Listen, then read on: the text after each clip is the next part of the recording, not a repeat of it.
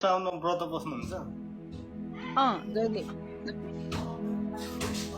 अनि कति कति छोरी मान्छेको केटाहरू त अनि बुढी यता व्रत बसिरहेको हुन्छ उता डेटिङ गइरहेको हुन्छ त बुढा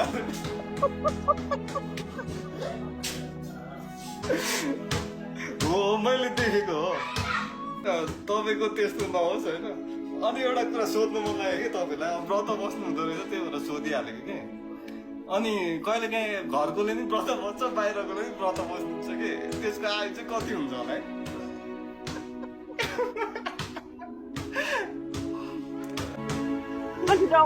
तपाईँलाई त्यस्तो डबल हुने भए त म पनि एक दुईवटा बाहिर पनि बनाउँथेँ अनि तपाईँ आफ्नो बुढाको आयु चाहिँ एकदम धेरै होस् भन्ने चाहनुहुन्न